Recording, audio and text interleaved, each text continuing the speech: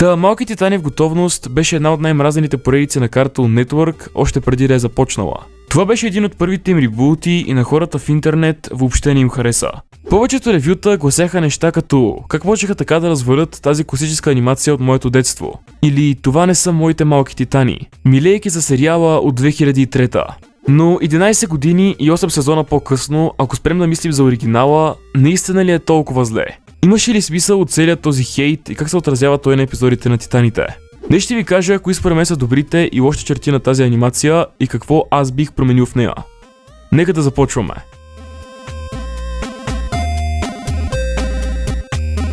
Ако сте родени след 2008, има голям шанс въобще да не знаете какви са тези оригинални Титани. Става въпрос за това. Малките титани от 2003. Според мен, и ще го кажа без въобще да се чудя, това е една от най-добрите супергеройски анимации някога, като постига перфектен микс от хумор, екшън и сериозна история. Разказва се за Робин, Старфайър, Рейвън, Зверчето и Киборг, които заедно спасяват света и се борят с супер злодеи, докато същевременно са нормални млади хора, които растат, а не са мъдри и безгрешни като другите комиксови герои. Това беше отличителната черта на този сериал, заради която стана толкова популярен толкова бързо. Героите бяха готини, но децата и тинейджерите по някакъв начин откриваха себе си в тях. Историите са главно базирани на комиксите на DC, т.е. имаме много добри злодеи и интересни динамики между различните герои. Мога цял ден да говоря за това шоу, но днес темата е ребута, така че ще побързам. След като сериалът приключва през 2006, DC Animation правят шортовете "Новите малки титани", които представят титаните като чиби геройчета в по-комедийни сценарии, развиващи се за около минута на епизод. Феновете на франчайза ги харесват, защото са кратки, сладки и смешни, и защото ми напомнят за вече приключилата анимация, която вероятно бе била сред любимите. И след този експеримент от Cartoon Network и Warner Bros. Виждат възможност. Казват си, защо да не направим цял анимационен сериал в подобие на тези шортове, който да е адаптиран за новата съвременна аудитория. Звучи като рецепта за хит, нали? Идея за милиони. Да, ама... Така се ражда Малки титани в готовност. Една анимация направена от Аран Хорват и Майкъл Еленич, която започна през пролетта на 2013. Това представлява спин-оф ребут на Малките титани, който е като оригинала, обаче 100 пъти по-малко сериозен и зрял и изпълнен с 100 пъти повече глупави шеги. Тази поредица е открита пародия на OG Титаните, като се фокусира единствено и само върху хумора и превръща всички мрачни елементи на първото предаване в иронични такива. Новото шоу по никакъв начин не се придържа към оригиналния лор и дори на моменти се подиграва с него, което накара много от зрителите да го намразят. Реакциите на хората из интернет въобще не бяха меки. Като ако единственият източник на информация в този период от време беше Twitter, сигурно щеше да си мислиш, че това е най-ужасният анимационен сериал създаван някога. И до някъде всички тези хора бяха прави, защото да, наистина арт стила е странен и анимирането изглежда ефтино, да, наистина има някои епизоди с слаби сюжети и лоши поуки, и да, героите наистина са едноизмерени на моменти, особено ако ги сравняваме с тези от 2003. И такова сравнение може да се прави, защото не става въпрос за нова версия на някаква антична анимация от детството на нашите баби, а всъщност времето между края на оригинала и началото на ребута са само няколко години.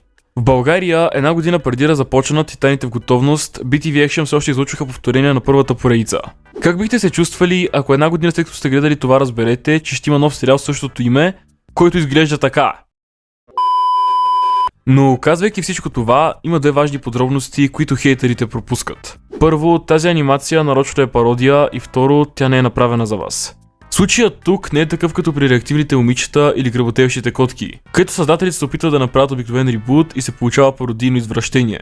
Тук това си е целта – да бъде смешно да гръб на оригинала. Забавните епизодични анимации като тази винаги са били харесвани и стателите си мислят, че по този начин ще успеят да спечелят нови фенове, които не познават историята на Титаните. Може би Cartoon Network направиха грешка, като поръчаха ребута толкова скорошна анимация, и също може би сгрешиха, когато през 2018 решиха да излъчват Титаните по 10 часа всеки ден в щатите, което накара всеки зрител на канала, млад или стар, да мрази това шоу, въпреки че то не го заслужава. Нещо като Гъмбъл при нас. Но истината е, че този сериал далече не е толкова зле, ако спрем да го сравняваме с оригинала. Някои от епизодите, като например първия, са наистина добре написани и са приятни за гледане, като на моменти дори успява да ме накара да се смея. Да, може да се използват клишета, но има причина клишетата да бъдат клишета. Те са забавни и работят. В по-новите сезони много често има уместни пародии на съвременния живот и на скорошни събития, които перфектно си пасват с пародийната натура на тази анимация. От време на време даже се подиграват и с хейта, който този сериал получава, както и с някои от другите ребути на Cartoon Network, което им се получава много добре, но започва да става кринч, ако прекалят. Сценаристи, разбирам, че искате да опровергаете хейтерите, Но да направите 11-минутен епизод, в който обяснявате на зрителите защо не трябва да мразят анимацията ви, е пълна простотия. Ако наистина хейтерите са само 10% от всички, както в самия епизод се твърди, защо по дяволите изгубихте ценното време на другите 90%? Ако аз бях отговорен за тази анимация, не бих се излагал по този начин. Това не са забавни Fourth Wall Breaks, каквито има в Чаудър или в Шумникови. Това е прекалено. Все едно да питаш хората, които посещават кафенето ти, защо никой не посещава кафенето ти. Те откъде да знаят? Не могат да релейтнат. И после да тръгнеш да обясняваш колко хубаво е твоето кафене и защо трябва да започнат да го посещават.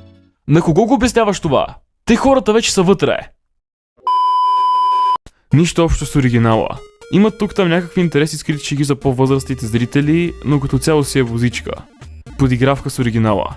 Да сравняваш Малък Титани в готовност с оригиналния сериал е като да сравняваш SpongeBob с Аватар. Вече са толкова различни едно от друго, че ако не беше факта, че използват едни и същи герои, хората дори нямаше да се оплакват. Даже бих казал, че по-новите епизоди на В готовност също горе забавни, най-вече защото се подиграват на себе си. Много голяма подигравка. Опитват се да са забавни, но шегите са много безвкусни. Шоуто не е кой знае какво. Като сравним предишното шоу, което беше велико, това сякаш е нищо. Направили се го като подигравка и си си казали, че е добра идея да изтрим старото и да пуснем новото. Сюжетът е обикновен и нищо особено. Героите са досадни и правят тъпи шеги, които са крадени от други предавания. Давам му 3 от 10. Екшенът, който беше преди, вече го няма. Ако искате и вие да сте във видео, елате в Discord сървъра. Линк ще намерите в пинатия коментар.